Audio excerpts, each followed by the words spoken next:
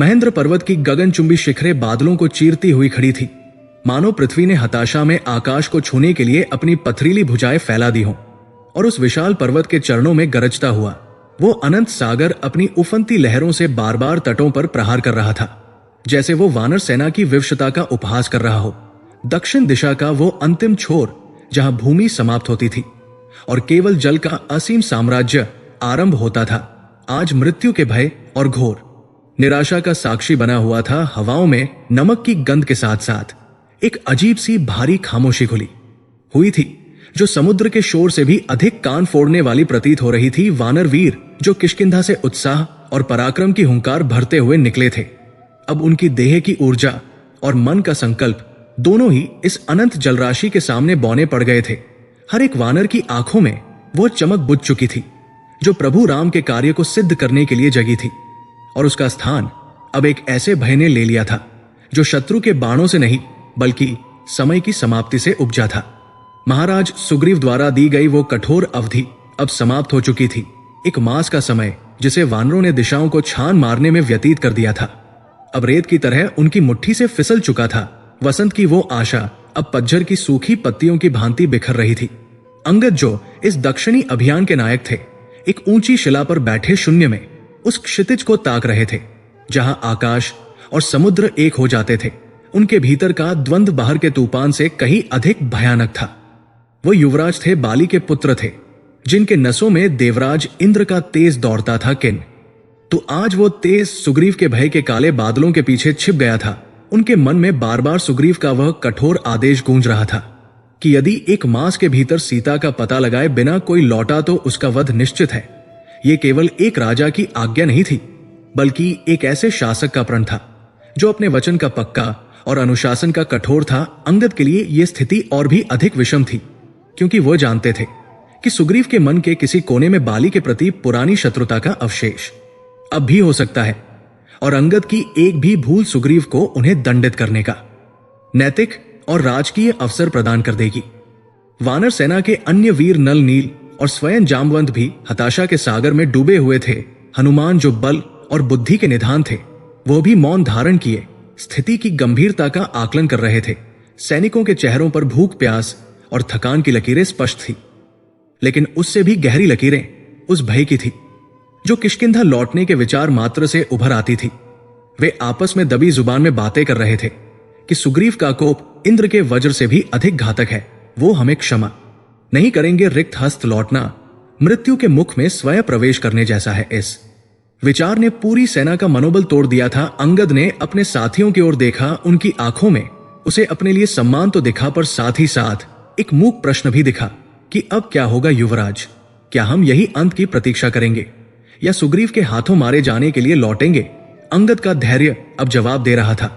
उन्होंने एक लंबी और भारी सांस ली, मानो अपने अंदर के तूफान को बाहर निकाल रहे हों, और फिर उस सन्नाटे को चीरते हुए उनका स्वर गूंजा जो हताशा और विद्रोह के मिश्रण से बना था। उन्होंने कहा कि हे वीरों, अब और भ्रम में रहने का कोई औचित्य नहीं है। सुग्रीव की दी हुई अवधि पूर्ण हो चुकी है और हम माता सीता का कोई भी सुराग पाने में असफल रहे हैं। हम जानते हैं कि सुग्रीव स्वभाव से कठोर है और राजाज्ञा का उल्लंघन उनके लिए अक्षम्य अपराध है, विशेषकर मेरे लिए, क्योंकि मैं बाली का पुत्र हूं।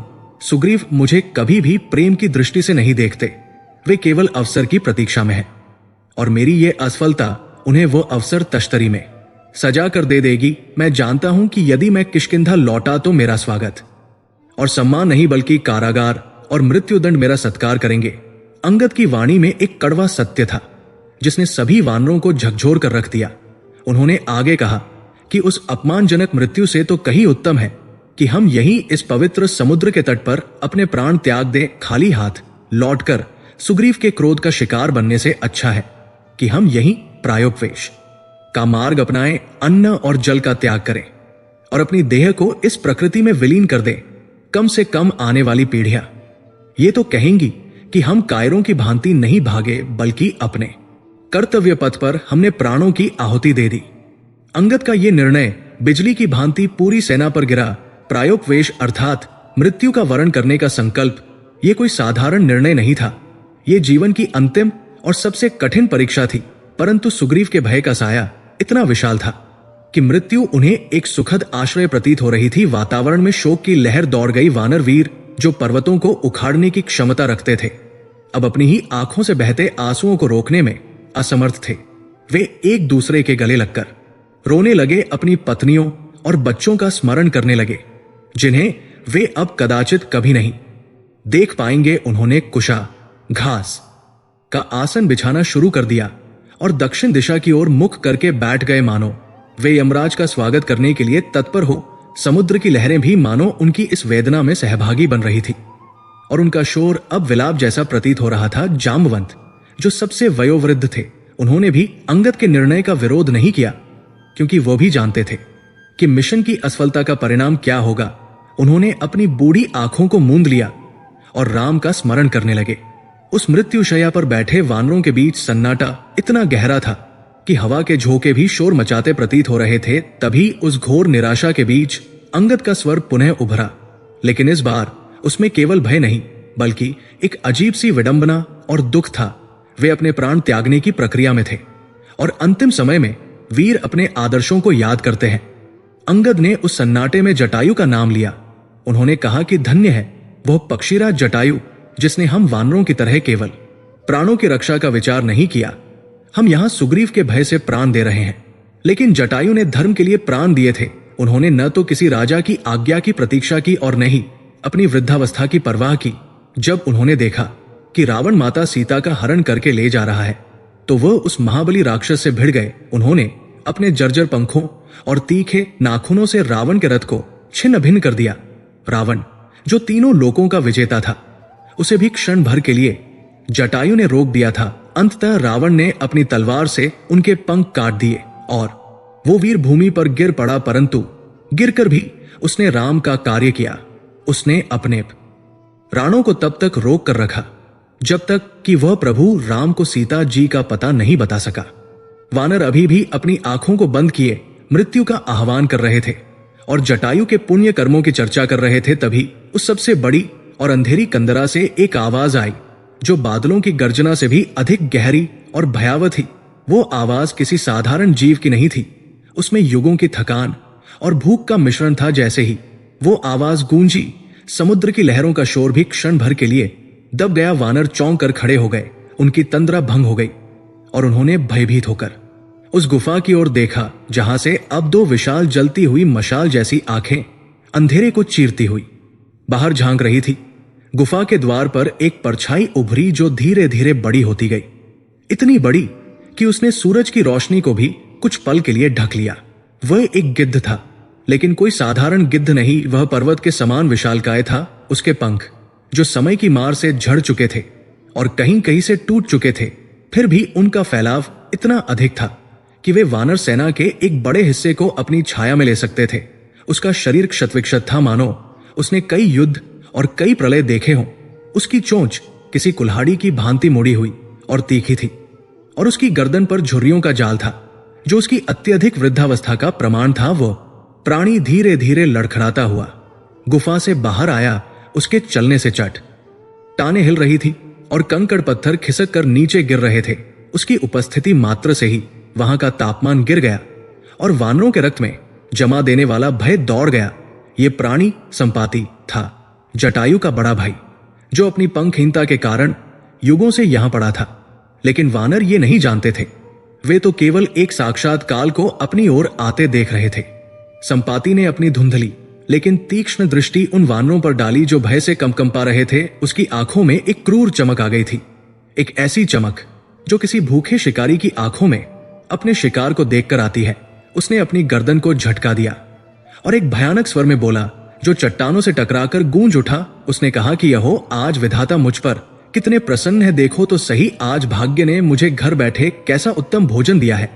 वर्षों से मैं भूख से तड़प रहा था, मैं लाचार था, उड़ नहीं सकता था, शिकार नहीं कर सकता था, और आज देखो सृष्टि का नियम कैसे काम करता है। भोजन स्वयं चलकर मेरे द्वार पर आया है। वानर सेना, जो पहले ही मृत्यु के विचार से हताश थी, अब इस साक्षात मृत्यु को अपने सामने देखकर पत्थर की मूर्तियों में बदल गई थी। संपाति की आवाज में एक निष्ठुरता थी। वो धीरे धीरे आगे बढ़ा और बोला कि मैं एक एक करके इन सबको खाऊंगा। ये वनवासी जीव मेरे कई दिनों की भूख मिटाएंगे। पहले मैं कोमल और पुष्ट वानरों का भक्षण करूंगा और फिर बाकियों की बारी आएगी। कितना सुखद है ये विचार कि मुझे अब शिकार के लिए कहीं भटकना नहीं पड़ेगा। विधाता ने मेरे बुढ़ापे का सहारा बनकर इन सबका बलिदान मेरे लिए भेजा है। उसकी ये बात सुनकर वानरों के रोंगटे खड़े हो गए। उनका प्रायोपवेश का संकल्प, जो एक सम्मानजनक मृत्यु के लिए था, अब एक वीभत्स अंत में बदलता हुआ दिख रहा था। कहा वे सोच रहे थे कि भूख प्यास से देह त्यागेंगे, और कहा अब ये विशालकाय गिद्ध उन्हें नोच नोच कर खाने की बात कर रहा था। अंगद ने हनुमान की ओर देखा। उनकी आंखों में एक नया आतंक था। क्या यही हमारा अंत है? क्या हम इसी दिन के लिए किष्किंधा से चले थे कि सीता की खोज तो दूर, हम किसी अज्ञात गिद्ध का भोजन बन जाएं? भय की एक ठंडी लहर पूरी वानर सेना में दौड़ गई। वे पीछे हटने लगे, लेकिन पीछे केवल अगाध समुद्र था और आगे वो भूखा काल संपाति, जो अपनी चोंच को खोलकर अपनी पिपासा प्रदर्शित कर रहा था। स्थिति अब नियंत्रण से पूरी तरह बाहर हो चुकी थी।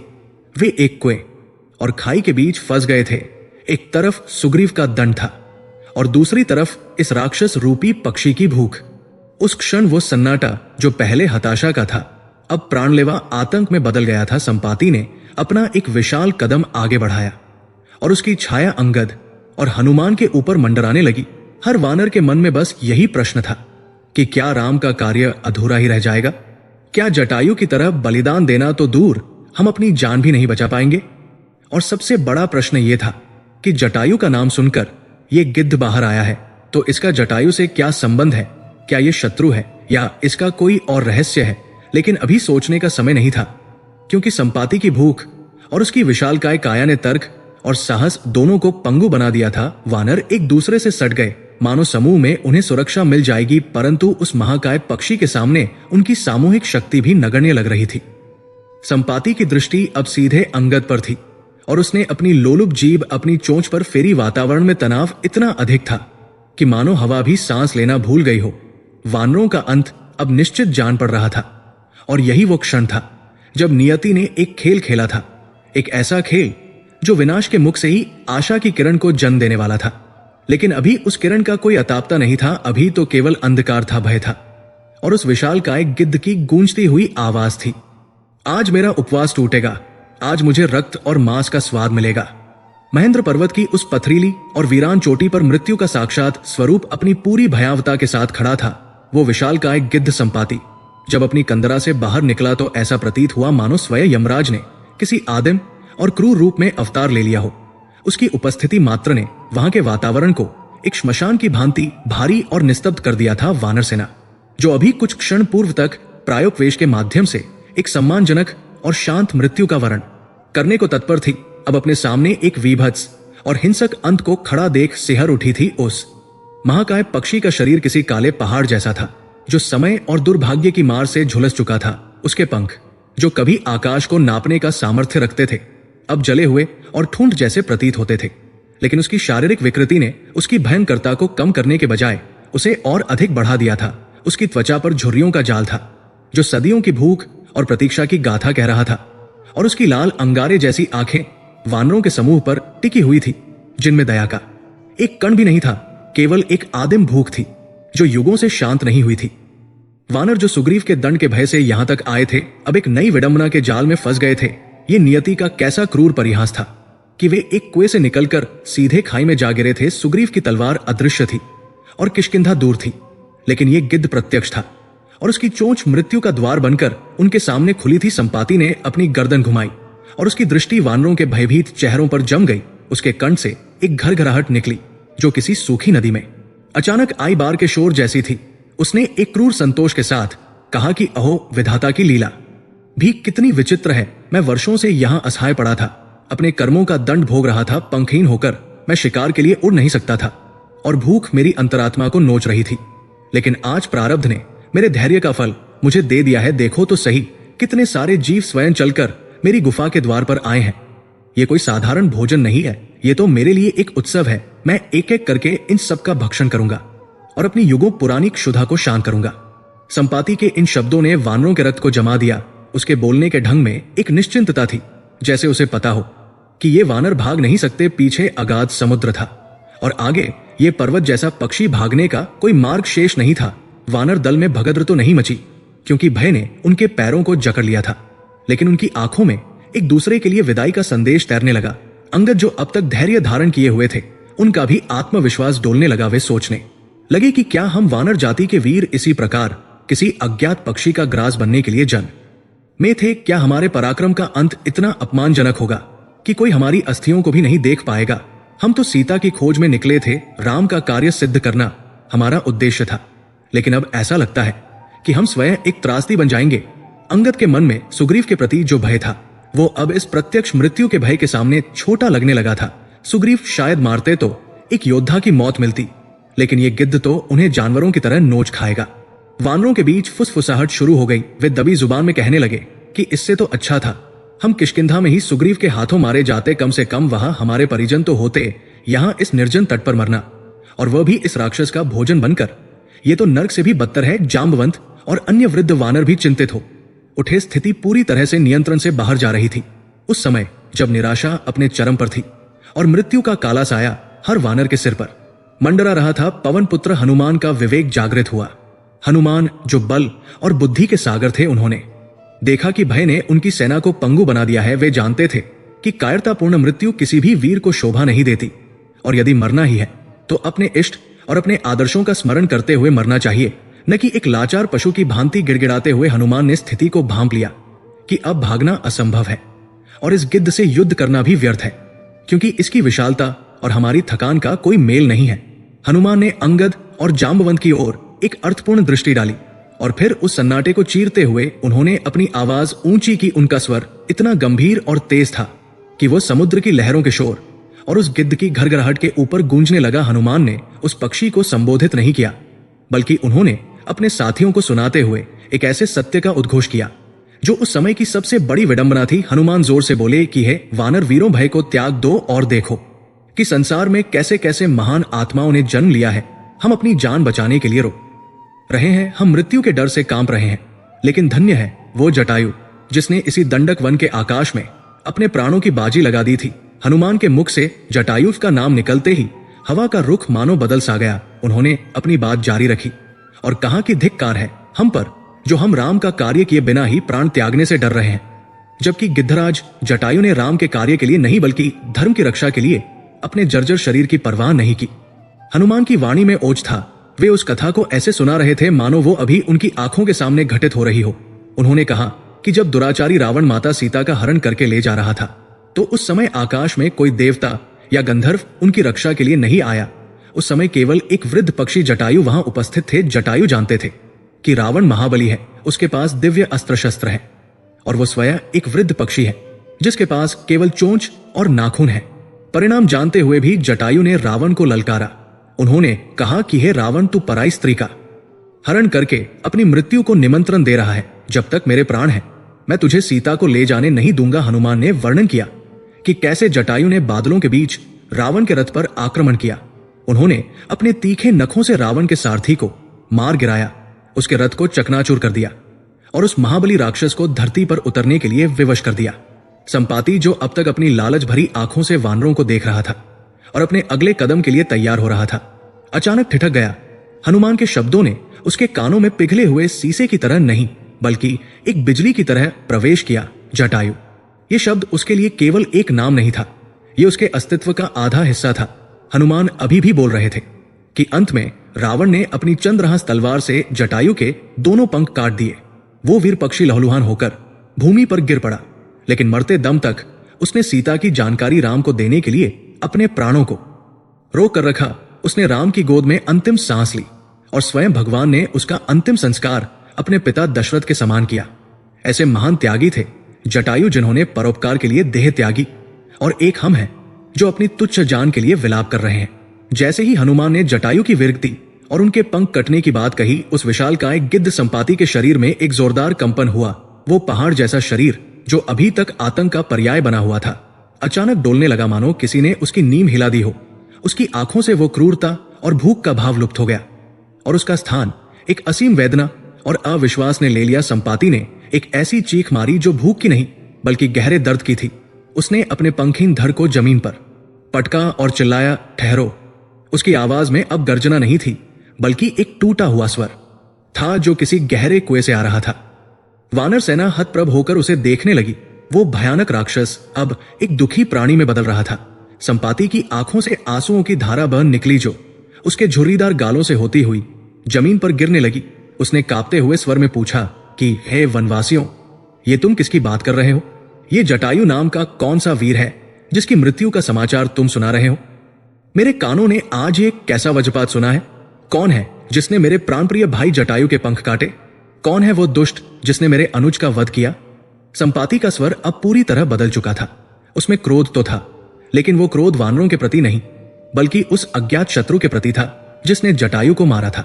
यह दृश्य अत्यंत भावुक और आश्चर्यजनक था। एक ओर वानर थे जो अपनी जान की भीख मांग रहे थे, और दूसरी ओर वो महाकाय पक्षी था जो अब एक छोटे बच्चे की तरह बिलख रहा था। संपाति ने कहा कि मैंने सूर्य के ताप से जटायु को बचाने के लिए अपने पंख जलवा लिए थे, और आज मुझे पता चला कि वो रावण के हाथों मारा गया है। वानरों, अगर तुम्हारे पास वाणी है और हृदय में करुणा है तो मुझे विस्तार से बताओ कि मेरे भाई के साथ क्या हुआ। वो रावण कौन है और राम कौन है जिसके लिए मेरे भाई ने अपने प्राण दिए? संपाति का वो क्रूर रूप अब पूरी तरह पिघल चुका था। अब वो केवल एक शोकाकुल भाई था जो अपने बिछड़े हुए अनुज की अंतिम कहानी सुनने के लिए तड़प रहा था। वानरों के मन से भय का बादल छंटने लगा और एक नई जिज्ञासा ने जन्म लिया। हनुमान और अंगद ने एक दूसरे को देखा। उन्हें समझ आ गया कि ये गिद्ध अब उनका शत्रु नहीं बल्कि मित्र सिद्ध हो सकता है। जटायु का नाम उनके लिए सुरक्षा कवच बन गया था। संपाति की आंखों में जो आंसू थे वे इस बात का प्रमाण थे कि उसके भीतर अभी भी प्रेम और संवेदना जीवित है, भले ही उसका शरीर राक्षसी हो गया हो। हनुमान ने समझदारी दिखाते हुए अंगद को इशारा किया कि अब संवाद स्थापित करने का सही समय है, क्योंकि ये पक्षी अब भूखा नहीं बल्कि प्यासा है, अपने भाई की कहानी जानने के लिए प्यासा। वो भयानक गिद्ध जो कुछ पल पहले तक काल बनकर खड़ा था, अब वानरों के सामने झुक गया था। उसने कहा, मैं उड़ नहीं सकता, मैं चल नहीं सकता, लेकिन मेरे कानों को तृप्त कर दो। मुझे बताओ कि जटायु ने कैसे युद्ध किया। मुझे बताओ कि उसने वीरों की भांति प्राण त्यागे न। संपाति का यह विलाप समुद्र के शोर में मिल रहा था, और महेंद्र पर्वत की वो चोटी जो मृत्यु के भय का केंद्र थी अब एक शोक सभा में परिवर्तित हो गई थी, जहां वानर और गिद्ध के बीच का भेद मिट गया था और केवल एक साझा दुख शेष रह गया था। जटायु का नाम जो हनुमान ने केवल एक उदाहरण के रूप में लिया था, वो अब इस कहानी की दिशा बदलने वाला सबसे शक्तिशाली अस्त्र बन गया था। और दर्शक अब ये जानने के लिए उत्सुक थे कि ये प्राचीन पक्षी रावण और सीता के विषय में क्या जानता है, और क्या ये वानरों की उस समस्या का समाधान कर पाएगा जिसे सुलझाने में वे अब तक असफल रहे थे। महेंद्र पर्वत की उस उदास और निर्जन चोटी पर अब हवाओं का रुख पूरी तरह बदल चुका था। जो हवाएं कुछ क्षण पहले तक मृत्यु का संदेश लेकर बह रही थी, अब वे एक प्राचीन और पवित्र स्मृति की साक्षी बनने जा रही थी। विशालकाय गिद्धराज संपाति का क्रंदन उस सन्नाटे को चीरता हुआ हर वानर के हृदय में एक अजीब सी सहरन पैदा कर रहा था।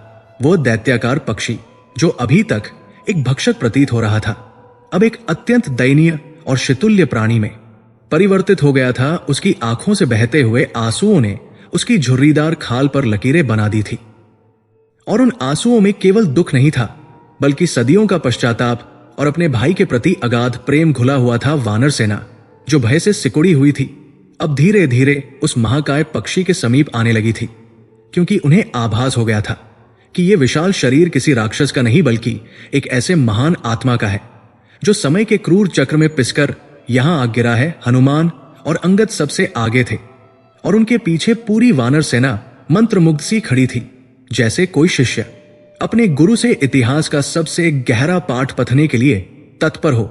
संपाति ने अपनी भारी पलकों को उठाया और आकाश की ओर देखा, उस आकाश की ओर जो कभी उसका साम्राज्य हुआ करता था, और फिर उसने अपनी दृष्टि वानरों पर टिका दी। उसकी आवाज अब गरज नहीं रही थी, बल्कि उसमें एक गहरे कुएं जैसी गूंज और ठहराव था, जैसे कोई पुराना खंडहर अपनी कहानी सुनाने जा रहा हो। संपाति ने एक लंबी सांस ली, जिससे उसकी पसलियां उभरी, और फिर उसने बोलना शुरू किया कि ये वानर वीरों, तुम मुझे आज इस दयनीय अवस्था में देख रहे हो। मेरा शरीर जर्जर है, मेरे पंख जले हुए हैं, और मैं इस पर्वत पर एक कीड़े की भांति रेंगने को विवश हूं। किंतु सदा से मेरी ये स्थिति नहीं थी। मैं और मेरा छोटा भाई जटायु, हम दोनों गरुड़ के वंशज हैं। सूर्य के सारथी अरुण हमारे पिता है। हमारे रक्त में वायु का वेग और सूर्य का तेज दौड़ता था। एक समय था जब यह संपूर्ण आकाश हमारे लिए छोटा पड़ता था। हम यीवन के उस दौर में थे जब भय का कोई अस्तित्व नहीं होता और केवल सामर्थ्य का नशा छाया रहता है। हम दोनों भाई आकाश के स्वामी थे। नदियां, पर्वत और जंगल हमारे लिए खिलौने जैसे थे और हम बादलों के ऊपर ऐसे तैरते थे जैसे मछलियां जल में तैरती हैं। जटायु मुझसे छोटा था लेकिन उसका साहस अद्भुत था। हम दोनों में अक्सर ये होड़ लगी रहती थी कि कौन अधिक ऊंचा उड़ सकता है, कौन वायु की उन परतों को चीर सकता है जहां सांस लेना भी दूभर हो जाता है। वह प्रतिस्पर्धा का युग था, वो शक्ति के प्रदर्शन का समय था और हम अपनी सीमाओं को नहीं जानते थे क्योंकि हमें लगता था कि हमारी कोई सीमा है ही नहीं। संपाति की आंखों में अतीत का एक दृश्य तैरने लगा और उसकी आवाज में एक अजीब सा उत्साह आ गया, मानो वो उन पलों को फिर से जी रहा हो। उसने बताया कि वो एक दुर्भाग्यपूर्ण दिन था जब हमारे यौवन के अहंकार ने हमें विवेक से दूर कर दिया। हम दोनों भाई आकाश में विचरण कर रहे थे और अचानक जटायु ने मुझसे कहा कि भ्राता, आज हम सूर्य देव की परीक्षा लेते हैं। आज हम देखते हैं कि हम में से कौन सूर्य मंडल के अधिक निकट जा सकता है। वो एक बचकाना प्रस्ताव था, एक असंभव चुनौती थी, लेकिन उस समय हमारे नसों में बहता हुआ रक्त इतना गर्म था कि हमें परिणाम की चिंता नहीं थी। मैंने जटायु की चुनौती स्वीकार कर ली और हम दोनों ने पृथ्वी को पीछे छोड़ते हुए ऊपर की ओर उड़ान भरी। हम बादलों के पहले स्तर को पार कर गए जहां वर्षा का जल संचित रहता है। हम और ऊपर गए जहां वायु का घनत्व कम हो जाता है और केवल सन्नाटा गूंजता है। नीचे की पृथ्वी एक छोटी सी गेंद जैसी दिखाई देने लगी और हम सूर्य के आकर्षण में खिंचते चले गए। जैसे जैसे हम ऊपर बढ़ रहे थे, सूर्य का गोला जो पृथ्वी से सुखद और जीवनदायी लगता है, अब एक भयानक अग्नि के गोले में बदलने लगा था। उसकी किरणें बाणों की तरह चुभने लगी थी। हवा गर्म हो गई थी, इतनी गर्म कि मानो हम किसी भट्ठी के भीतर सांस ले रहे हों। लेकिन जटायु जिद्दी था, वो रुकना नहीं चाहता था। वह मुझसे आगे निकलने की होड़ में अपने पंखों को तेजी से फड़फड़ा रहा था। मैं उससे बड़ा था और मुझे अनुभव था कि हम खतरे की सीमा को पार कर रहे हैं। लेकिन जटायु उस समय विजय के उन्माद में था। हम उस मंडल में प्रवेश कर गए जहां साधारण पक्षी तो क्या, देवता भी जाने से कतराते हैं। वहां सूर्य का ताप इतना प्रचंड था कि हमारी दृष्टि धुंधलाने लगी। हमारे शरीर का जल सूखने लगा और पंखों में एक अजीब सी जलन महसूस होने लगी। तभी वो अनर्थ हुआ जिसका भय मुझे सता रहा था। सूर्य देव का तेज असहनीय हो गया। जटायु जो मुझसे आगे उड़ रहा था अचानक चिल्लाया। उसका स्वर भय और पीड़ा से भरा था। वो अब उड़ान नहीं भर पा रहा था। उसके कोमल पंख उस भीषण ताप को सहन नहीं कर सके और वे झुलसने लगे। वो लड़खड़ाने लगा और उसने मुझे पुकारा, भ्राता मुझे बचाओ, मैं जल रहा हूं। उस क्षण मेरी प्रतिस्पर्धा समाप्त हो गई। मेरा अहंकार जलकर राख हो गया और केवल एक बड़े भाई का धर्म शेष रह गया। मैंने देखा कि मेरा छोटा भाई मृत्यु के मुख में जा रहा है। सूर्य की लपटें उसे निगलने के लिए आतुर थी और वो असहाय होकर नीचे गिरने ही वाला था। उस पल मैंने एक क्षण भी नहीं सोचा। मैंने अपनी पूरी शक्ति लगाकर एक लंबी छलांग लगाई और जटायु के ऊपर पहुंच गया। मैंने अपने विशाल पंखों को पूरी तरह फैला दिया और जटायु को अपनी छाया में ढक लिया। संपाति का गला भर आया और वानर सेना की आंखों में आंसू आ गए। ये दृश्य उनकी कल्पना में सजीव हो उठा था। संपाति ने आगे कहा कि मैंने अपने पंखों को ढाल बना दिया। सूर्य की वो सारी विनाशकारी अग्नि जो जटायु को भस्म करने वाली थी, वो सीधे मेरे पंखों पर गिरी। मुझे ऐसा प्रतीत हुआ मानो किसी ने मेरे शरीर पर पिघला हुआ लोहा डाल दिया हो। मेरे पंख जो मेरी शान थे, मेरी शक्ति थे, वे जलने लगे। मांस के जलने की गंध मेरे नथुनों में भर गई और पीड़ा इतनी तीव्र थी कि मेरा चेतना शून्य होने लगी। लेकिन मैंने अपने पंखों को समेटा नहीं। मैं जानता था कि यदि मैंने पंख हटाए तो जटायु क्षण भर में भस्म हो जाएगा। मैं जलता रहा, मैं तड़पता रहा, लेकिन मैंने अपने भाई को आंच नहीं आने दी। मेरे पंख जलकर राख हो गए। मेरा संतुलन बिगड़ गया और मैं एक पत्थर की भांति आकाश से नीचे गिरने लगा। फिर एक दिन मेरे भाग्य ने करवट ली। इस पर्वत पर एक सिद्ध महात्मा ऋषि निशाकर का आश्रम था। वे त्रिकालदर्शी थे। वे मेरी दशा देखकर मेरे पास आए। मैं लज्जा और पीड़ा से उनके चरणों में गिर पड़ा और मैंने उनसे पूछा कि हे मुनिवर, मैंने अपने भाई को बचाने के लिए ये दंड पाया है, तो क्या परोपकार का यही फल है? क्या अब मुझे इसी नर्क भोगना पड़ेगा? ऋषि निशाकर ने मेरे सिर पर हाथ रखा और अपनी दिव्य दृष्टि से मेरे भूत और भविष्य को देखा। उन्होंने जो कहा वह आज भी मेरे कानों में गूंजता है, और वही आशा मुझे आज तक जीवित रखे हुए है। उन्होंने कहा था, हे संपाति, निराश मत हो, तेरा ये बलिदान व्यर्थ नहीं जाएगा। तूने भाई के प्रति जो धर्म निभाया है वो इतिहास में स्वर्ण अक्षरों में लिखा जाएगा। ये तेरे पूर्वजन्म के कुछ पापों का फल था जो इस रूप में कट गया। लेकिन सुन, एक समय आएगा जब त्रेतायुग में भगवान विष्णु राम के रूप में अवतार लेंगे। उनकी पत्नी सीता का हरण एक दुष्ट राक्षस रावण द्वारा किया जाएगा, और सीता की खोज में वानरों की एक सेना इस पर्वत पर आएगी। वानरों के कान खड़े हो गए। हर एक शब्द उनके लिए किसी मंत्र जैसा था। संपाति की आवाज में अब एक रहस्यमयी भारीपन आ गया था। उसने कहा कि ऋषि ने मुझसे कहा था, जिस दिन वे वानर सीता की खोज करते हुए यहां आएंगे और तू उन्हें सीता का पता बताएगा, उसी क्षण तेरे ये जले हुए पंख पुनः उगाएंगे, तेरी खोई हुई शक्ति वापस मिल जाएगी और तेरी दृष्टि इतनी दिव्य हो जाएगी कि तू यहां बैठे बैठे 100 योजन दूर तक देख सकेगा। इसलिए है संपाति, तब तक धैर्य धारण कर, अपने प्राणों की रक्षा कर, क्योंकि तुझे राम का कार्य करना है। संपाति ने एक गहरी सांस छोड़ी और वानरों की ओर देखा। उसकी आंखों में अब एक अजीब सी चमक आ रही थी जो पहले नहीं थी। उसने कांपते हुए स्वर में कहा कि हजारों वर्षों से मैं उस दिन की प्रतीक्षा कर रहा था। मैंने ऋतुएं बदलती देखी, मैंने युग बदलते देखे, मेरा शरीर बूढ़ा हो गया, मेरी आंखें धुंधला गई, लेकिन ऋषि के वचन मेरी आत्मा में जलते रहे। और आज जब मैंने तुम्हारे मुख से राम और सीता का नाम सुना, जब मैंने जटायु की वीरता की बात सुनी, तो मुझे विश्वास हो गया कि वो समय आ गया है। तुम ही वे वानर हो जिनकी बात ऋषि निशाकर ने की थी। तुम ही राम के दूत हो। वातावरण में एक दैवीय सन्नाटा छा गया था। वानर विस्मित थे कि उनका यहां आना कोई संयोग नहीं, बल्कि एक पूर्व निर्धारित दैवीय योजना का हिस्सा था। अंगद और हनुमान ने श्रद्धा पूर्वक हाथ जोड़ लिए। संपाति के शरीर में एक कंपन हुआ जो पहले जैसा डरावना नहीं था, बल्कि ऊर्जावान था। उसने धीरे से कहा कि मुझे ऐसा प्रतीत हो रहा है कि ऋषि का वचन सत्य हो रहा है। मेरे इन निर्जीव कंधों में एक अजीब सी खुजली हो रही है, जैसे सूखी धरती से अंकुर फूट रहे हों। मेरे भीतर एक नई चेतना का संचार हो रहा है। फिर संपाति ने जो किया, उसने सभी की सांसें रोक दी। वो धीरे धीरे खिसकता हुआ पर्वत के उस किनारे तक गया जहां से अगाध समुद्र का विस्तार शुरू होता था। उसने अपनी गर्दन को समुद्र की ओर घुमाया। उसकी आंखें, जो मोतियाबिंद के कारण सफेद और धुंधली पड़ चुकी थी, अब लालिमा लेने लगी थी। उसने वानरों से कहा, हे वीरों, ऋषि ने कहा था कि मुझे दिव्य दृष्टि प्राप्त होगी। मेरी आंखें अभी भी धुंधली हैं, लेकिन मुझे विश्वास है कि राम का नाम लेने से अंधकार छंट जाएगा। क्या तुम चाहते हो कि मैं देखूं? क्या तुम चाहते हो कि मैं अपनी इस बची हुई शक्ति को एकत्रित करके उस पार देखूं जहां तुम्हारी दृष्टि नहीं पहुंच सकती? हनुमान ने आगे बढ़कर कहा, तात, कृपा करके देखिए, हमारे प्राण और राम का कार्य अब आपकी दृष्टि पर निर्भर है। संपाति ने अपनी आंखों को जोर से बंद किया और फिर जय श्री राम का उच्चारण करते हुए अपनी पलकें खोल दी। उस क्षण ऐसा लगा मानो उसकी आंखों से प्रकाश की 2 किरणें निकली हों जो समुद्र के ऊपर तैरती हुई धुंध को चीरने लगी। संपाति का शरीर तन गया। उसके पंख, जो जले हुए ठूंठ मात्र थे, उनमें पंखियों फेदर्स के निकलने का आभास होने लगा। लेकिन सबका ध्यान उसकी आंखों पर था। वो एकटक समुद्र के उस पार देख रहा था जहां सामान्य आंखों के लिए केवल क्षितिज था। लेकिन संपाति के चेहरे के भाव बदलने लगे। पहले एकाग्रता, फिर आश्चर्य और अंत में क्रोध और घृणा के मिश्रित भाव उसके चेहरे पर उभरने लगे। वानर अपनी सांसें रोके प्रतीक्षा कर रहे थे कि संपाति क्या देखेगा। क्या वो सच में 100 योजन पार लंका को देख पाएगा? क्या वो माता सीता को देख पाएगा, या ऋषि का वचन केवल एक भ्रम था?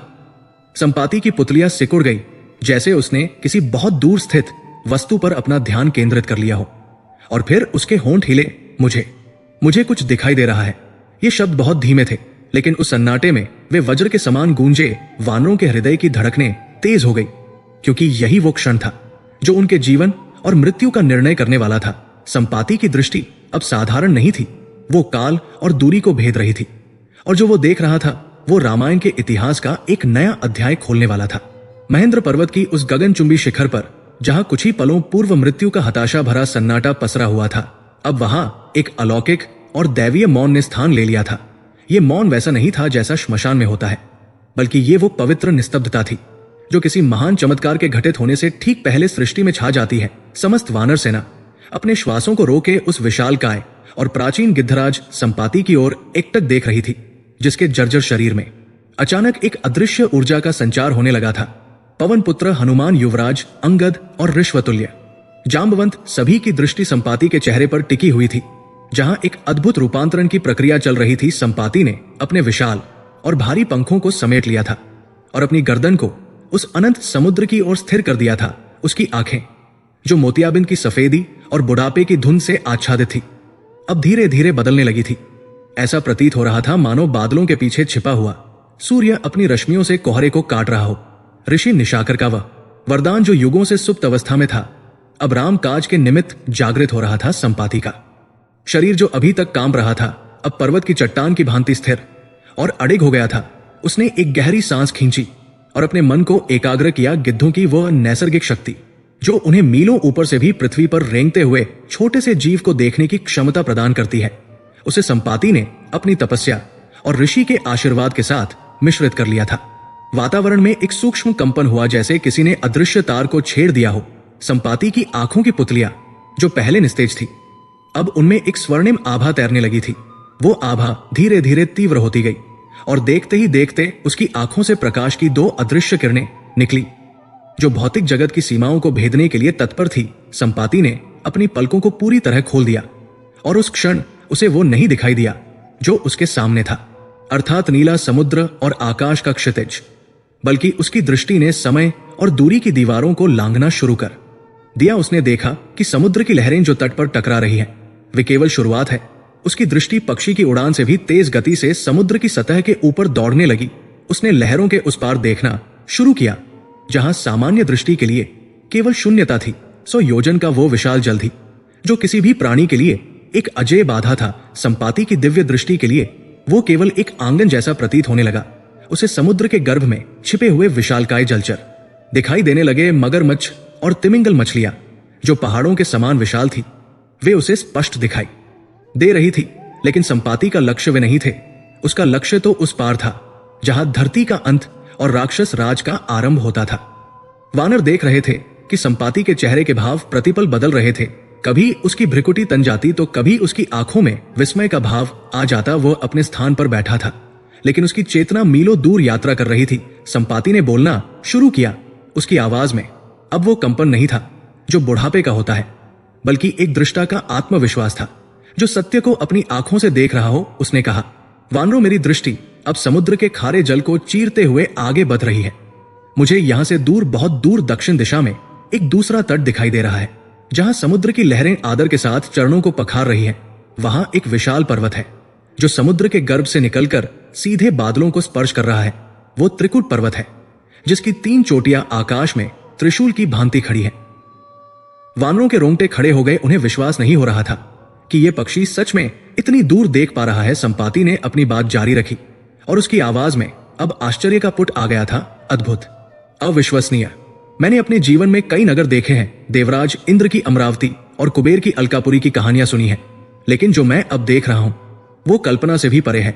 उस त्रिकुट पर्वत के शिखर पर एक नगरी बसी हुई है, जो पत्थरों या ईंटों से नहीं बनी है। वानरों, वो पूरी की पूरी नगरी स्वर्ण से निर्मित है। उसके परकोटे सोने के हैं, उसके भवन सोने के हैं, और सूर्य की किरणें जब उस पर पड़ रही हैं, तो वो नगरी स्वयं एक दूसरे सूर्य की भांति चमक रही है। उसकी आभा इतनी तीव्र है कि मेरी दिव्य दृष्टि भी क्षण भर के लिए चकाचौंध हो रही है। संपाति का वर्णन इतना सजीव था कि वानरों को लगा मानो वे स्वयं उस स्वर्ण नगरी के द्वार पर खड़े हों। संपाति ने और गहराई से देखा। उसने कहा, यह नगरी अभेद्य है। इसके चारों ओर विशाल दीवारें हैं, जिन पर तरह तरह के यंत्र रखे हुए हैं। मैं देख पा रहा हूं कि वहां के निवासी साधारण मनुष्य नहीं है। वे विशालकाय हैं, विकराल हैं। उनके शरीरों का रंग काला और नीला है, और वे मदमस्त होकर उस नगरी में विचरण कर रहे हैं। ये निश्चित रूप से राक्षसों की राजधानी लंका है। हाँ, ये लंका ही है जिसका निर्माण विश्वकर्मा ने किया था, और जिसे अब रावण ने अपनी राजधानी बना लिया है। रावण का नाम सुनते ही वानरों में क्रोध और उत्साह की मिश्रित लहर दौड़ गई। लेकिन असली प्रश्न अभी भी अनुत्तरित था। संपाति की दृष्टि अब लंका के बाह्य आवरण को भेदकर उसके भीतर प्रवेश कर रही थी। वो महलों के झरोखों से झांक रहा था। वो चौराहों और बाजारों का निरीक्षण कर रहा था। वो ढूंढ रहा था उस पवित्रता को जो इस पाप की नगरी में कहीं कैद थी। वो ढूंढ रहा था उस प्रकाश को जिसे अंधकार ने घेर रखा था। मैं देख रहा हूं, संपाति ने धीमी आवाज में कहा। मैं रावण के अंतःपुर को देख रहा हूं। वहां मदिरा और विलास का साम्राज्य है, सैकड़ों सुंदर स्त्रियां हैं, लेकिन उनके चेहरों पर वो तेज नहीं है जिसकी मुझे तलाश है। वे सब प्रसन्न है, वे सब रावण के वैभव में लिप्त है नहीं। वो यहां नहीं है, माता सीता यहां नहीं हो सकती। संपाति की दृष्टि बेचैनी से लंका के चपे चपे को छानने लगी। वो राजमहल से निकलकर नगर के अन्य भागों की ओर बढ़ा। उसे बड़े बड़े उद्यान दिखाई दिए जहां कल्पवृक्ष जैसे पेड़ थे और रंग बिरंगे फूल खिले थे, लेकिन वो सब राक्षसी माया से युक्त प्रतीत हो रहे थे। तभी संपाति की दृष्टि एक विशेष स्थान पर जाकर ठिठक गई। लंका के एक कोने में एक ऐसा उपवन था जो अन्य उद्यानों से भिन्न था। वहां के वृक्षों में एक उदासी थी, वहां के फूलों में एक मूक वेदना थी। वो अशोक वाटिका थी जहां अशोक के वृक्षों की कतारें थी। संपाति का शरीर एक बार फिर तनाव में आ गया। उसने अपनी आंखों को सिकोड़ा जैसे वो उस दृश्य को और अधिक स्पष्ट करना चाहता हो, और फिर उसके मुख से एक आन निकली जो पीड़ा और राहत दोनों का मिश्रण थी। मिल गई, हे वानरों, मिल गई। ये शब्द सुनते ही जामवंत और हनुमान उछल पड़े, लेकिन संपाति ने हाथ के इशारे से उन्हें शांत रहने को कहा, क्योंकि वो अभी उस दृश्य में पूरी तरह डूबा हुआ था। उसने रुंधे गले से वर्णन करना शुरू किया। मैं उस अशोक वाटिका के मध्य में एक विशाल वृक्ष को देख रहा हूं। उस वृक्ष के नीचे एक देवी बैठी है। और उनका ये स्वरूप देखकर मेरा हृदय विदीर्ण हो रहा है। वे वही है जिनके लिए मेरे भाई जटायु ने प्राण दिए, लेकिन उनकी दशा अत्यंत दयनीय है। उनके शरीर पर राजसी वस्त्र नहीं है, बल्कि एक मलिन और पुराना वस्त्र लिपटा हुआ है जो धूल और मिट्टी से सना है। उनके बालों में जटाएं पड़ गई है और उन्होंने उसे एक ही वेणी चोटी में बांध रखा है। उनके शरीर के आभूषण नहीं है, केवल उनकी आंखों में आंसुओं की अविरल धारा है जो उनके सूखे गालों पर बह रही है। संपाति का स्वर भारी हो गया था, मानो वो स्वयं उस पीड़ा को अनुभव कर रहा हो। वे चारों ओर से भयानक राक्षसियों से घिरी हुई है। वे राक्षसियां जिनके चेहरे विकृत हैं, जिनके हाथों में त्रिशूल और तलवारें हैं। वे उन्हें डरा रही है, धमका रही है। वे कभी उन्हें प्रलोभन देती है तो कभी वध करने का भय दिखाती है, लेकिन वह देवी एक टूटी हुई टहनी की तरह होकर भी अडिग है। उनकी दृष्टि अपने चरणों पर टिकी है।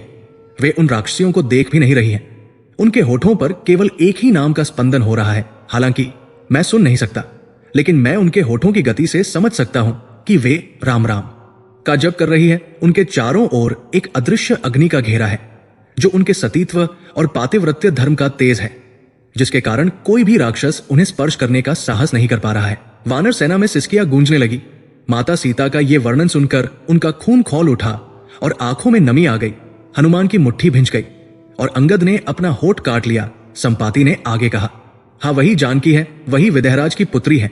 वो उस सोने की लंका में बैठी हुई भी ऐसी लग रही है जैसे कीचड़ के बीच फंसा हुआ कोई दिव्य कमल हो। रावण का ऐश्वर्य और वैभव उनके सामने धूल के समान है। उनकी उदासी में भी एक ऐसी गरिमा है जो लंका के सारे सोने को फीका कर रही है। मैं देख रहा हूं कि वे उपवास कृश है। उनका शरीर दुर्बल हो गया है। वे हर पल उस दिशा में देख रही है जिस दिशा से राम के आने की संभावना है, यानी उत्तर दिशा की ओर, हमारी ओर। ये कहते हुए संपाति की आंखों से पुनः अश्रु धारा बन निकली। उसने पुष्टि करते हुए कहा, अब लेश मात्र भी संदेह नहीं है, रावण उन्हें यही बंदी बनाकर लाया है और वो दुष्ट इसी नगरी में कहीं छिपा बैठा है। वो समय समय पर आता है और उन्हें डराता है, लेकिन माता सीता का संकल्प हिमालय से भी अधिक अटल है। संपाति ने अपनी दृष्टि को वापस खींचना शुरू किया। वह दृश्य उसके लिए भी असहनीय होता जा रहा था। एक माता की ऐसी दुर्दशा देखना किसी भी धर्मात्मा के लिए कठिन था। जैसे जैसे उसने अपना ध्यान हटाया, उसकी आंखों की वह दिव्य चमक सामान्य होने लगी और थकान की एक भारी लहर ने उसे घेर लिया। वो हाफने लगा, मानो उसने अभी अभी कोसों की दौड़ लगाई हो, लेकिन उसके चेहरे पर एक परम संतोष का भाव था। एक ऐसा संतोष जो किसी बहुत बड़े भार के उतर जाने पर आता है। उसने वानरों की ओर देखा और कहा, मैंने अपना वचन निभाया।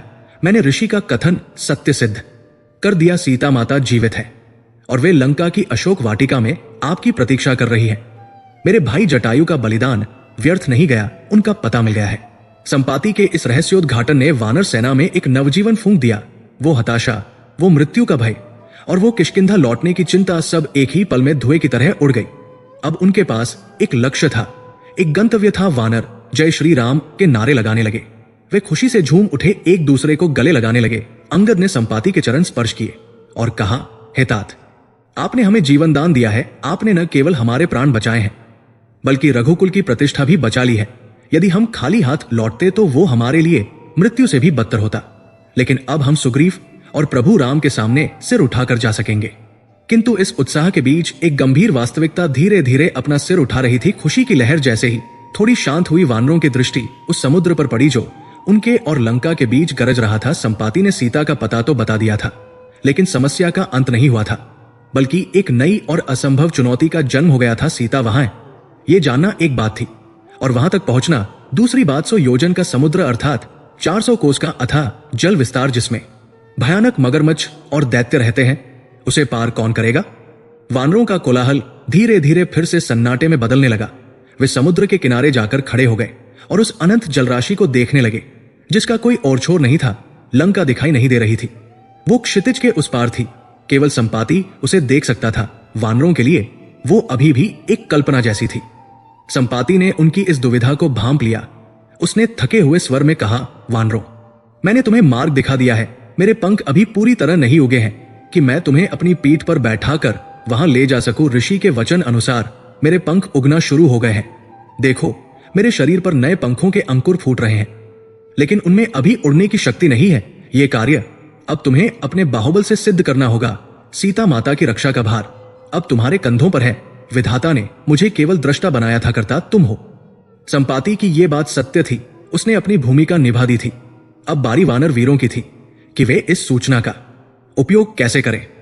जांबवंत ने गंभीर होकर कहा, वीरों, अब हर्ष मनाने का समय नहीं है। गिद्धराज ने हमें लक्ष्य दे दिया है, लेकिन लक्ष्य अभी भी 100 योजन दूर है और बीच में यह काल रूपी समुद्र खड़ा है। हमें यह विचार करना होगा कि हमें से कौन है जो इस महासागर को लांघ कर लंका जा सके, माता सीता को राम का संदेश दे सके और वापस लौटकर हमें समाचार दे सके, क्योंकि बिना सीता से मिले और उनकी निशानी लिए हम प्रभु राम के पास नहीं जा सकते। इस प्रश्न ने एक बार फिर वानर सभा में चिंता की लकीरें खींच दी। हर वीर अपने बल का आकलन करने लगा। कोई 10 योजन जा सकता था, कोई 20 तो कोई 50, लेकिन 100 योजन जाना और फिर वापस 100 योजन आना, यह सामान्य वानर के वश की बात नहीं थी।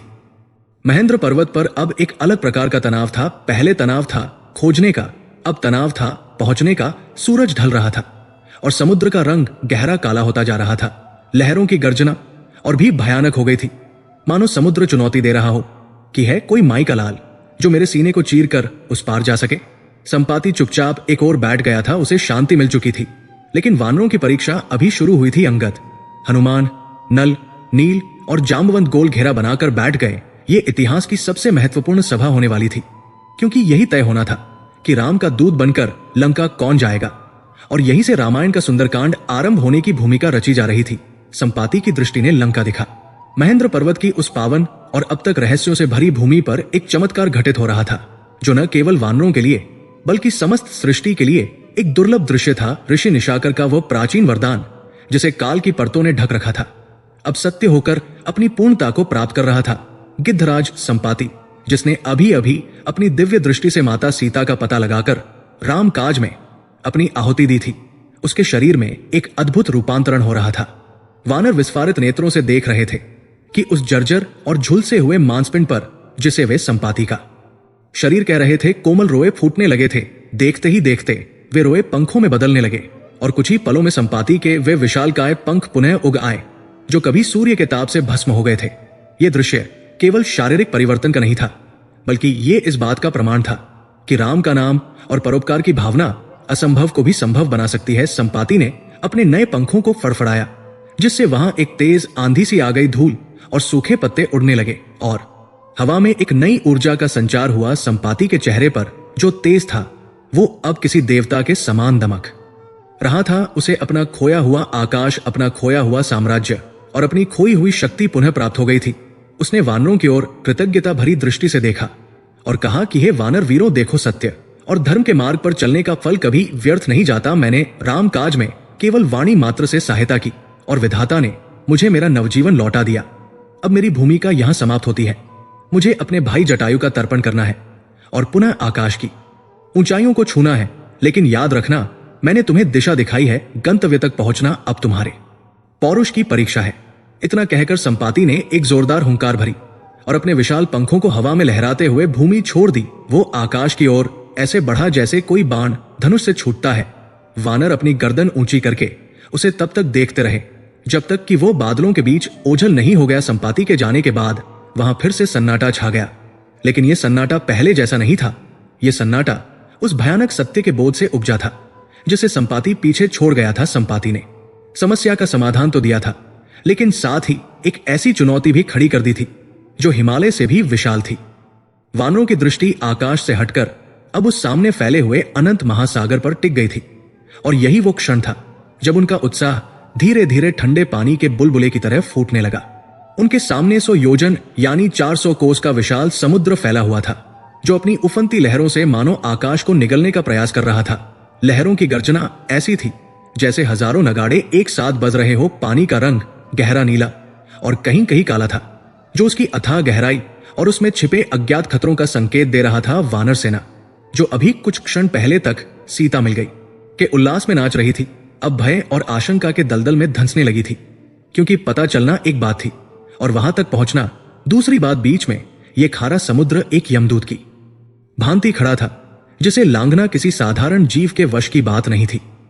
युवराज अंगद ने स्थिति की गंभीरता को समझा। उन्होंने देखा कि सेना का मनोबल, जो संपाति की बातों से बढ़ा था, अब समुद्र की विशालता देखकर टूट रहा है। उन्होंने सभी प्रमुख युद्धतियों को अपने पास बुलाया। जांबवंत, नल, नील, हनुमान और अन्य वीर एक गोलाकार घेरे में बैठ गए।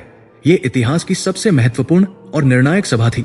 अंगद ने गंभीर स्वर में कहा कि हे वीरों, अब हर्ष का समय समाप्त हुआ और कर्म का समय आ गया है। गिद्धराज ने हमें बता दिया है कि माता सीता उस पार लंका में है, लेकिन हमारे और लंका के बीच ये 100 योजन का महासागर है, जो मृत्यु के जाल जैसा है। सुग्रीव की प्रतिज्ञा और राम का कार्य अब इस बात पर निर्भर करता है कि हम में से कौन इस समुद्र को लांघ सकता है, कौन है जो वायु के वेग से उड़कर उस पार जाए, सीता माता के दर्शन करे और सुरक्षित वापस लौटकर हमें समाचार दे, क्योंकि बिना संवाद किए और बिना निशानी लिए हमारा लौटना व्यर्थ होगा। अंगद की बात सुनकर सभा में चुप्पी छा गई। हर वानर वीर अपने गिरेबान में झांकने लगा। वे सभी अपने अपने क्षेत्रों के महारथी थे। किसी में 10 हाथियों का बल था, तो कोई पर्वतों को उखाड़ने की क्षमता रखता था। लेकिन समुद्र लंघन बल का नहीं, बल्कि वेग और सिद्धियों का खेल था। एक एक करके वानर वीरों ने अपनी सीमाओं को स्वीकार करना शुरू किया, और यह दृश्य अत्यंत मार्मिक था, क्योंकि एक योद्धा के लिए अपनी असमर्थता स्वीकार करना मृत्यु से भी अधिक कष्टकारी होता है। सबसे पहले गज नाम का वानर वीर उठा। उसने लज्जा और संकोच के साथ सिर झुकाकर कहा कि हे युवराज, मैं अपने बल की डींग नहीं हाँकूंगा। सत्य यह है कि मैं 10 योजन तक की छलांग लगा सकता हूं। मेरा शरीर भारी है और मेरा वेग सीमित है। 10 योजन जाने के बाद मैं समुद्र में गिर पड़ूंगा और वहां के जलचर मुझे अपना ग्रास बना लेंगे, इसलिए मैं इस कार्य के लिए अनुपयुक्त हूं। गज के बैठने के बाद गवाक्ष खड़ा हुआ। उसने समुद्र की ओर देखा और फिर अपनी भुजाओं को देखा और कहा कि मैं 20 योजन तक जा सकता हूं। उससे आगे जाने का सामर्थ्य मेरी सांसों में नहीं है। 20 योजन के बाद मेरी गति रुक जाएगी और मैं डूब जाऊंगा। इसी प्रकार शरभ ने कहा कि मैं 30 योजन जा सकता हूं। ऋषभ ने कहा मैं 40 योजन लांघ सकता हूं। गंधमादन ने 50 योजन की बात कही और मैंद ने 60 योजन तक जाने का साहस दिखाया। द्विविद ने 70 योजन की बात कही। हर वानर अपनी सीमा बढ़ा रहा था, लेकिन 100 योजन का लक्ष्य अभी भी दूर था। हर कोई अपनी क्षमता बता रहा था, लेकिन साथ ही अपनी विवशता भी प्रकट कर रहा था। वे जानते थे कि समुद्र के बीच में विश्राम के लिए कोई स्थान नहीं है, न कोई टापू है, न कोई वृक्ष है। एक बार छलांग लगाने के बाद निरंतर उड़ना है, और यदि सांस टूटी तो नीचे मगरमच्छों का रसातल है। यह कोई भूमि का युद्ध नहीं था जहां थकने पर रुका जा सके। ये आकाश और जल के बीच की अग्नि परीक्षा थी। अंत में वयोवृद्ध जांबवंत ने अपनी चुप्पी तोड़ी। जांबवंत, जो ब्रह्मा के पुत्र माने जाते थे और सत्युग से जीवित थे, उनकी आंखों में अतीत की स्मृतियां तैरने लगी। उन्होंने एक गहरी आह भरी और कहा कि हे वानर वीरों, मैं तुम्हारे उत्साह और सत्यवादिता की प्रशंसा करता हूं, लेकिन मैं भी अपनी विवशता व्यक्त करना चाहता हूं। एक समय था जब मेरे शरीर में हजारों हाथियों का बल था, जब भगवान विष्णु ने वामन अवतार लेकर 3 पग में लोगों को नापा था। तब मैंने उनकी परिक्रमा केवल ढोल बजाते हुए कर ली थी। उस समय मेरी जवानी थी, मेरा रक्त गर्म था और थकान मुझे छू भी नहीं सकती थी। मैं इस समुद्र को क्या 7 समुद्रों को एक साथ लांघ सकता था, लेकिन अब वो समय बीत चुका है। अब मैं वृद्ध हो गया हूं। मेरे जोड़ों में वो लोच नहीं रही, मेरी नसों में वो वेग नहीं रहा। मैं अब 90 योजन तक तो जा सकता हूं, ऐसी मुझे आशा है, लेकिन 100 योजन जाना और फिर वापस लौटना, ये मेरे बूढ़े शरीर के लिए असंभव है। मैं नहीं चाहता कि राम का कार्य मेरे बुढ़ापे के कारण बीच में अटक जाए। जांबवंत की बात सुनकर निराशा और गहरी हो गई। जब जांबवंत जैसा अनुभवी और शक्तिशाली वीर असमर्थता जता रहा है, तो फिर आशा की किरण कहां शेष रह जाती है। अंगद, जो अब तक चुपचाप सबकी बातें सुन रहे थे, उनके भीतर का क्षत्रिय रक्त उबाल मारने लगा। वे बाली के पुत्र थे और हार मानना उनके स्वभाव में नहीं था। अंगद अपने स्थान से खड़े हो गए। उनका शरीर तना हुआ था और चेहरे पर एक दृढ़ निश्चय था। उन्होंने अपनी छाती ठोकते हुए कहा कि हे वीरों, निराश मत हो। मैं बालीपुत्र अंगद प्रतिज्ञा करता हूं कि मैं इस 100 योजन के समुद्र को लांघ सकता हूं। अंगद के इन शब्दों ने वानरों में बिजली सी दौड़ा दी। अंगद ने आगे कहा कि मुझे अपनी शक्ति पर संदेह नहीं है। मेरी भुजाओं में मेरे पिता का बल है। मैं एक छलांग में उस पार लंका पहुंच जाऊंगा। इसमें मुझे लेशमात्र भी संशय नहीं है। लेकिन और यहां आकर अंगद का स्वर धीमा पड़ गया और उनके चेहरे पर चिंता की एक लकीर उभर आई। उन्होंने कहा कि पहुंचना तो निश्चित है, लेकिन समस्या वापसी की है। 100 योजन जाने में मेरी सारी ऊर्जा व्यय हो जाएगी। लंका पहुंचकर मैं थक जाऊंगा और फिर वहां से वापस 100 योजन लौटने का बल मुझमें शेष रहेगा या नहीं, इस विषय में मैं निश्चित नहीं हूं। यह भी संभव है कि मैं वहां पहुंच जाऊं, लेकिन वापस आते समय समुद्र के बीच में ही मेरे प्राण पखेरु उड़ जाए। और यदि ऐसा हुआ तो राम का संदेश लंका में ही रह जाएगा और तुम सब यहां मेरी प्रतीक्षा करते रह जाओगे। अंगद की यह स्वीकारोक्ति अत्यंत महत्वपूर्ण थी। वो अपनी शक्ति तो बता रहे थे, लेकिन साथ ही परिणाम की अनिश्चितता भी प्रकट कर रहे थे। तभी जांबवंत ने तुरंत हस्तक्षेप किया और खड़े होकर अंगद को रोक दिया। जांबवंत ने बड़े ही स्नेह और अधिकार के साथ कहा कि नहीं युवराज, हम आपकी क्षमता पर संदेह नहीं करते। हम जानते हैं कि आप बाली के पुत्र हैं और आपके लिए यह समुद्र एक छोटी सी गर्त के समान है। आप जा सकते हैं और आ भी सकते हैं, लेकिन नीति ये नहीं कहती कि राजा या सेनापति को ऐसे जोखिम में डाला जाए। आप हमारी सेना के स्वामी हैं, आप हमारे मस्तक हैं। यदि मस्तक ही कट जाएगा तो शरीर किस काम का? यदि आप चले गए और दुर्भाग्यवश कोई अनहोनी हो गई तो ये पूरी वानर सेना अनाथ हो जाएगी। हम किसके नेतृत्व में सुग्रीव के पास जाएंगे? हम किसके सहारे जीवित रहेंगे? इसलिए हितात, राजनीति और युद्ध नीति यही कहती है कि स्वामी को सुरक्षित रखना चाहिए और सेवक को कार्य पर भेजना चाहिए। हम आपको इस मृत्यु के मुख में जाने की अनुमति नहीं दे सकते। जांबवंत के इस तर्क ने अंगद को निरुत्तर कर दिया। वो जानते थे कि जांबवंत सही कह रहे हैं। एक सेनापति का जीवन केवल उसका नहीं होता, वो पूरी सेना की धरोहर होता है। अंगद हताश होकर बैठ गए। उन्होंने सिर पकड़ लिया और रुंधे गले से बोले कि तो फिर क्या उपाय है? यदि मैं नहीं जा सकता और आप सब असमर्थ हैं तो क्या हम यही बैठकर सुग्रीव के दंड की प्रतीक्षा करें? क्या हम यही अन्न जल त्याग कर प्राण दे दें? हमने सीता का पता तो लगा लिया, लेकिन हम उन तक पहुंच नहीं पा रहे हैं। यह हमारी नियति का कैसा क्रूर उपहास है। धिक्कार है हमारे पौरुष पर कि एक स्त्री सहायता के लिए पुकार रही है और हम यहां किनारे पर खड़े होकर अपनी विवशता का रोना रो रहे हैं। अंगद के इन वचनों ने वातावरण को विषाद से भर दिया। अब सचमुच कोई मार्ग शेष नहीं दिख रहा था। सूरज पश्चिम दिशा में डूब रहा था और उसकी लाल किरणें समुद्र के पानी को रक्त जैसा लाल बना रही थी, जो आने वाले संघर्ष का संकेत दे रही थी। हवाएं तेज हो गई थी और लहरों का शोर अब डरावना लग रहा था। वानर सेना पूरी तरह हताश हो चुकी थी। उन्होंने एक दूसरे की ओर देखना बंद कर दिया था, क्योंकि हर किसी की आंखों में केवल हार थी। ये वो क्षण था जब लगता है कि सब कुछ समाप्त हो गया, जब आशा की अंतिम डोर भी टूट जाती है। उस सन्नाटे में केवल समुद्र की गर्जना थी और वानरों की भारी सांसें थी। किसी के पास कोई शब्द नहीं था, किसी के पास कोई योजना नहीं थी। ये मिशन यही महेंद्र पर्वत के तट पर दम तोड़ता हुआ प्रतीत हो रहा था। क्या राम का वनवास व्यर्थ जाएगा? क्या रावण का पाप जीत जाएगा? दर्शक और वानर दोनों ही इस प्रश्न के बोझ तले दबे जा रहे थे कि आखिर इस ब्रह्मांड में वो कौन है जो इस असंभव को संभव कर सके। लेकिन इस घोर निराशा और कोलाहल से दूर एक कोने में एक वीर ऐसा बैठा था जो अब तक मौन था, जिसने न अपनी सीमा बताई थी और न ही अपनी शक्ति का बखान किया था। वो अपनी ही धुन में मग्न एकांत में बैठा समुद्र को निहार रहा था, जैसे वो उससे बातें कर रहा हो। वो पवन पुत्र हनुमान थे। जामवंत की दृष्टि उस मौन वीर पर पड़ी और उनके मन में एक बिजली सी कौंधी। उन्हें याद आया कि ब्रह्मा का विधान क्या था। उन्हें याद आया कि इस संकट की घड़ी के लिए ही वायुदेव ने एक पुत्र को जन्म दिया है। जामवंत के चेहरे पर एक रहस्यमयी मुस्कान तैर गई। जहां पूरी सेना अंधकार में थी, वहां जामवंत को प्रकाश का एक पुंज दिखाई देने लगा था। लेकिन अभी सन्नाटा गहरा था और वानर अपनी हार स्वीकार करने की कगार पर थे। महेंद्र पर्वत की उस विशाल और विस्तृत शिखर पर संध्या का अंधकार गहराने लगा था और उसके साथ ही वानर सेना के मन में घोर निराशा का अंधकार भी अपनी जड़ें जमा चुका था। समुद्र का वो अनंत विस्तार जो दिन के प्रकाश में एक चुनौती लग रहा था, अब रात्रि के आगमन के साथ एक अभेद्य मृत्युलोक जैसा प्रतीत हो रहा था। लहरों की गूंज किसी विलाप जैसी थी जो वानरों के टूटते हुए हौसलों का उपहास कर रही थी। अंगद सिर झुकाए बैठे थे। जामवंत की बूढ़ी आंखों में चिंता की लकीरें थी और बाकी वानर वीर अपनी अपनी असमर्थता व्यक्त करने के बाद मौन धारण कर चुके थे। वातावरण में एक भारीपन था, एक ऐसा सन्नाटा जो किसी बड़े तूफान से पहले की शांति नहीं बल्कि एक श्मशान की निस्तब्धता थी। हर किसी ने मान लिया था कि अब वापसी के सारे मार्ग बंद हो चुके हैं और सुग्रीव का दंड या फिर यही भूख-प्यास से मृत्यु ही उनका अंतिम भाग्य है। लेकिन उस पूरी भीड़ से अलग, उस कोलाहल और विलाप से दूर एक कोने में एक वीर ऐसा बैठा था जो न रो रहा था, न विलाप कर रहा था और न ही भयभीत था। वो केवल शांत था। एक गहरी समाधि जैसी शांति उसके मुख पर थी। वो पवन पुत्र हनुमान थे जो अपनी ही शक्तियों को भूले हुए एक साधारण वानर की भांति बैठे समुद्र की लहरों को निहार रहे थे। उनके भीतर एक महासागर सोया हुआ था, लेकिन उसे जगाने वाला कोई नहीं था। शाप के कारण अपनी शक्तियों का विस्मरण उन्हें एक सामान्य जीव बनाए हुए था। जामवंत जो न केवल वयोवृद्ध थे बल्कि ज्ञान और अनुभव के भी सागर थे, उनकी दृष्टि उस एकांत में बैठे हनुमान पर गई। जामवंत के मन में एक बिजली कौंधी। उन्हें अचानक वे प्राचीन कथाएं स्मरण हो आई जो उन्होंने देवताओं से सुनी थी। उन्हें ब्रह्मा का वो वरदान याद आया जो कहता था कि वायुपुत्र हनुमान ही वो शक्ति है जो असंभव को संभव कर सकते हैं। जामवंत ने अंगद और अन्य वानरों की ओर देखा और फिर एक रहस्यमयी मुस्कान के साथ हनुमान की दिशा में अपने कदम बढ़ाए। उनके चलने की गति में एक उद्देश्य था, जैसे कोई पुजारी किसी सोए हुए देवता को जगाने जा रहा हो। जाम्बवंत हनुमान के समीप जाकर खड़े हो गए। हनुमान अभी भी समुद्र को देख रहे थे। उनकी आंखों में एक शून्यता थी। जाम्बवंत ने स्नेह और गंभीरता मिश्रित स्वर में उन्हें पुकारा, हे हनुमान। हनुमान ने चौंक कर ऊपर देखा। उनकी आंखों में प्रश्न था। जाम्बवंत ने एक गहरी सांस ली और फिर बोलना शुरू किया। उनका स्वर प्रारंभ में धीमा था, लेकिन धीरे धीरे वो एक गर्जना में बदलता गया। उन्होंने कहा, हे पवन पुत्र, तुम यहां इस प्रकार चुप क्यों बैठे हो? पूरी वानर सेना शोक के सागर में डूबी है। हम जीवन और मृत्यु के बीच झूल रहे हैं, और तुम जो इस संकट को एक पल में दूर कर सकते हो, तुम यहां मौन धारण किए बैठे हो। हनुमान ने विस्मय से जाम्बवंत को देखा। उन्हें समझ नहीं आ रहा था कि जाम्बवंत क्या कह रहे हैं। जाम्बवंत ने अपनी वाणी को और प्रखर किया और कहा, हे वीर, अपनी शक्ति को पहचानो। तुम कोई साधारण वानर नहीं हो, तुम साक्षात वायुदेव के औरस पुत्र हो। तुम्हारी माता अंजना और पिता केसरी है, लेकिन तुम्हारा तेज स्वयं मरुद का है। तुम बल बुद्धि और विवेक के निधान हो। संसार में ऐसा कौन सा कठिन कार्य है जो तुमसे सिद्ध नहीं हो सकता? कवन सो काज कठिन जग माही, जो नहीं हुई तात तुम पाही।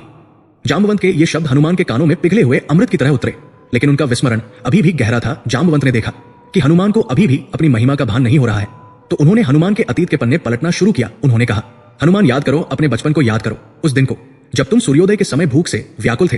तुमने पूर्व दिशा में उगते हुए लाल सूर्य को देखा था और उसे एक पका हुआ फल समझ लिया था। उस बालपन में भी तुम्हारे भीतर इतना वेग और इतना साहस था कि तुमने उस सूर्य को पकड़ने के लिए पृथ्वी से छलांग लगा दी थी। तुम हजारों योजन आकाश में उड़ गए थे। जिस सूर्य के ताप से देवता भी जलते हैं, तुम उसके समीप पहुंच गए थे। उस समय तुम्हारी अवस्था ही क्या थी? तुम एक बालक थे, और आज तो तुम यौवन और बल से संपन्न हो। जाम्बवंत की वाणी में ओज था। वे हनुमान के सोए हुए स्वाभिमान को ललकार रहे थे। याद करो, जब तुमने सूर्य को निगल लिया था तो तीनों लोकों में अंधकार छा गया था। इंद्र ने तुम पर अपने वज्र से प्रहार किया, जिससे तुम्हारी ठुड्डी हनु टूट गई और तुम हनुमान कहलाए। लेकिन उस घटना के बाद क्या हुआ? क्या तुम्हें स्मरण नहीं कि ब्रह्मा जी ने तुम्हें वरदान दिया था कि कोई भी ब्रह्मदंड तुम्हें नष्ट नहीं कर सकेगा? इंद्र ने वरदान दिया था कि उनका वज्र भी तुम्हारा कुछ नहीं बिगाड़ सकेगा। अग्निदेव ने कहा था कि आग तुम्हें जला नहीं सकेगी। वरुण देव ने कहा था कि जल तुम्हें डुबो नहीं सकेगा, और स्वयं तुम्हारे पिता वायुदेव ने तुम्हें अपनी गति प्रदान की थी। तुम अजर हो, अमर हो। तुम्हारे पास गरुड़ से भी तेज गति है और वज्र से भी कठोर शरीर है। जैसे जैसे जाम्बवंत बोल रहे थे, हनुमान के शरीर में एक कंपन शुरू हो गया था। यह भय का कंपन नहीं था, यह शक्ति के जागरण का कंपन था। जाम्बवंत ने आगे कहा, हे कैसरी नंदन, ऋषियों के शाप के कारण तुम अपनी ये असीमित शक्ति भूल गए थे। उन्होंने कहा था कि जब कोई तुम्हें तुम्हारी कीर्ति याद दिलाएगा, तब तुम्हारा बल लौट आएगा। आज वो समय आ गया है। आज राम का कार्य तुम्हें पुकार रहा है। माता सीता की प्रतीक्षा तुम्हें पुकार रही है। उठो, जागो और इस समुद्र को लांग जाओ। ये 100 योजन का समुद्र तुम्हारे लिए गाय के खुर गोपद के समान छोटा है। तुम्हारे एक हंकार मात्र से पर्वत चूर चूर हो सकते हैं, तो ये जलराशि क्या वस्तु है? जाम्बवंत के शब्दों ने उस प्राचीन शाप के ताले को तोड़ दिया। हनुमान के मस्तिष्क में पड़े हुए विस्मरण के जाले साफ होने लगे। उन्हें अचानक सब कुछ याद आने लगा। उनकी नसों में बहने वाला रक्त अब लावा बनकर दौड़ने लगा। उनकी आंखों का रंग बदलने लगा। वो जो साधारण वानर जैसी दिखती थी, अब उनमें तपाए हुए सोने जैसी चमक आ गई। हनुमान ने एक लंबी सांस खींची और उस सांस के साथ ही उनके शरीर का विस्तार शुरू हो गया। यह दृश्य इतना अद्भुत और रोमांचकारी था कि वहां बैठे वानर भय और आश्चर्य से पीछे हटने लगे। हनुमान का शरीर जो अभी तक सामान्य था, अब बढ़ने लगा। पहले वे जाम्बवंत से ऊंचे हुए, फिर वहां मौजूद वृक्षों से भी ऊंचे हो गए, और देखते ही देखते उन्होंने एक पर्वताकार रूप धारण कर लिया। उनका रंग सुमेरु पर्वत की भांति स्वर्णिम हो गया। उनकी भुजाएं लोहे की भारी सलाखों जैसी विशाल हो गई और उनकी छाती चट्टान की तरह चौड़ी और कठोर हो गई। उनका मस्तक बादलों को छूने लगा और उनकी परछाई ने पूरे महेंद्र पर्वत को ढक लिया। जब उन्होंने अंगड़ाई ली तो उनकी हड्डियों के कड़कने की आवाज बादलों की गर्जना जैसी सुनाई दी। उनकी पूंछ जो पीछे लहरा रही थी, वो एक विशाल काय अजगर की भांति आकाश में डोलने लगी थी। हनुमान अब केवल वानर नहीं थे, वे शक्ति का साक्षात विग्रह बन चुके थे। उनके रोम रोम से तेज निकल रहा था, जो अंधकार को चीर रहा था। हनुमान ने एक बार अपनी दृष्टि उस समुद्र पर डाली, जो अब उन्हें बहुत छोटा लग रहा था। उन्होंने एक हुंकार भरी, जय श्री राम। ये नाद इतना तीव्र और भयानक था कि समुद्र की लहरें क्षण भर के लिए थम गई, दिशाएं गूंज उठीं और महेंद्र पर्वत की चट्टानें दरकने लगी। जंगल के जानवर भयभीत होकर अपनी मांदों में छिप गए और पक्षी आकाश छोड़कर भागने लगे। हनुमान का वो विराट स्वरूप देखकर जाम्बवंत की आंखों में खुशी के आंसू आ गए। अंगद और अन्य वानर नतमस्तक हो गए, क्योंकि वे समझ गए थे कि विजय अब निश्चित है। हनुमान ने अपनी वज्र जैसी आवाज में घोषणा की, हे वानर वीरों, अब शोक का त्याग करो। मेरी शक्ति लौट आई है। मैं अभी इसी क्षण इस खारे समुद्र को लांघकर लंका जाऊंगा। मेरी गति ऐसी है कि मैं गरुड़ को भी पीछे छोड़ सकता हूँ। मैं चाहूं तो इस पूरे समुद्र को अपनी अंजलि में भरकर सुखा सकता हूँ। मैं चाहूं तो उस त्रिकूट पर्वत को उखाड़कर यहाँ ला सकता हूँ, और यदि आवश्यकता पड़ी तो मैं उस रावण को उसके कुल सहित मसलकर माता सीता को ला सकता हूँ। लेकिन मैं प्रभु राम की आज्ञा से बंधा हूँ। मुझे केवल सीता माता का पता लगाने और उनसे मिलकर संदेश देने का आदेश है। इसलिए मैं लंका को जलाकर राख करने की क्षमता रखते हुए भी केवल दूत का कार्य करूंगा। हनुमान का आत्मविश्वास अब हिमालय से भी ऊंचा था। उन्होंने महेंद्र पर्वत की सबसे ऊंची चोटी पर अपना पैर जमाया। उनके पैर रखते ही वो विशाल पर्वत जो लाखों वर्षों से अटल खड़ा था कांप उठा। उसका आधार हिल गया और वो पृथ्वी के भीतर धंसने लगा। पर्वत पर रहने वाले बड़े बड़े नाग और हाथी भय से चिल्लाने लगे। हनुमान ने अपने घुटनों को थोड़ा मोड़ा, अपनी गर्दन को सिकोड़ा और अपनी भुजाओं को पीछे की ओर खींचा। ये छलांग लगाने की पूर्व मुद्रा थी। वो एक ऐसे तीर की तरह तंग गए थे जो धनुष से छूटने के लिए बेताब हो। उन्होंने वानरों से कहा, तुम सब यही कंद मूल फल खाकर मेरी प्रतीक्षा करना। मैं वायु के वेग से जाऊंगा और उतनी ही शीघ्रता से लौटूंगा। जब तक मैं वापस न आऊं तब तक तुम सब अपने प्राणों को धारण रखना, क्योंकि मैं माता जानकी के दर्शन किए बिना नहीं लौटूंगा। उनके शब्दों में एक ऐसी प्रतिज्ञा थी जिसे स्वयं विधाता भी नहीं टाल सकते थे। अब दृश्य अत्यंत तनावपूर्ण और रोमांचक हो गया था। हनुमान तैयार थे। उनके पैरों के नीचे की चट्टानें पाउडर बनकर उड़ रही थी। हवा उनके चारों ओर एक बवंडर बना रही थी। उनकी आंखों में केवल लक्ष्य था, लंका। वानर सेना सांस रोके उस ऐतिहासिक क्षण की साक्षी बन रही थी, जब एक भक्त अपने भगवान के कार्य के लिए भौतिक जगत की सीमाओं को लांघने जा रहा था। यह केवल एक समुद्र लंघन नहीं था, यह भक्ति और शक्ति की सर्वोच्च उड़ान थी। हनुमान ने अपने इष्ट प्रभु राम का स्मरण किया और अपने शरीर को हवा में उछालने के लिए अंतिम दबाव बनाया। और ठीक इसी बिंदु पर हम रुकते हैं, क्योंकि यहां से एक नया अध्याय शुरू होने वाला है। एक ऐसा अध्याय जो वीरता, सुंदरता और भक्ति का अद्वितीय संगम होगा। सुंदरकांड। हनुमान हवा में है, धरती उनके पैरों के दबाव से चीख रही है और सामने लक्ष्य है। दर्शक अब अपनी कुर्सियों के किनारे पर बैठे हैं, ये जानने के लिए कि जब ये उड़ता हुआ पर्वत रूपी वानर समुद्र के ऊपर से गुजरेगा तो सुरसा, सिन्हिका और लंकिनी जैसी बाधाओं का सामना कैसे करेगा। क्या लंका सच में उतनी ही भव्य है और क्या राम का ये दूत माता सीता के आंसुओं को पहुंच पाएगा। इस सस्पेंस और इस ऊर्जा के साथ किष्किंधा कांड का समापन होता है और सुंदरकांड की भव्य भूमिका तैयार हो चुकी है।